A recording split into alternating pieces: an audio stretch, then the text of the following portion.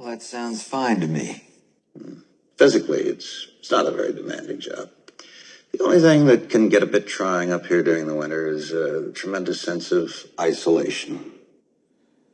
Well, that just happens to be exactly what I'm looking for. I'm outlining a new writing project, and 5 months of peace is just what I want. That's very good, Jack. Because for some people, solitude and isolation can of itself become a problem. Not for me. How about your wife and son? How do you think they'll take to it? They'll love it. Right. Well, before I turn you over to Bill, there's one other thing I think we should talk about. I don't want to sound melodramatic, but it's something that's been known to give a few people second thoughts about the job. I'm intrigued. I don't suppose they told you anything in Denver about the tragedy we had up here during the winter of 1970? I don't believe they did.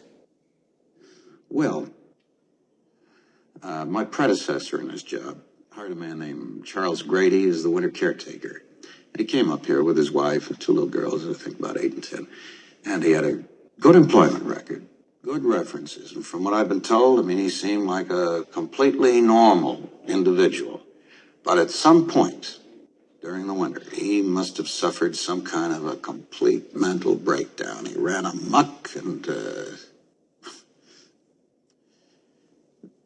killed his family with an axe. Stacked them neatly in one of the rooms of the West Wing, and then he put both barrels of a shotgun in his mouth. Police, I thought that it was what the old-timers used to call cabin fever. Kind of claustrophobic reaction which can occur when people are shut in together over long periods of time. Well, that is quite a story. Yeah, it is.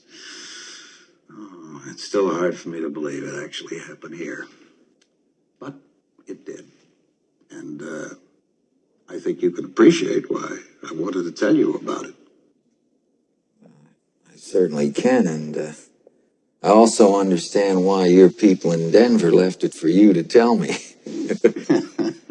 Well, obviously, I mean, some people can be put off by the idea of staying alone in a place where something like that actually happened. Well, you can rest assured, Mr. Ullman, that's not going to happen with me. And as far as my wife is concerned, I'm sure she'll be absolutely fascinated when I tell her about it. She's a confirmed ghost story and horror film addict.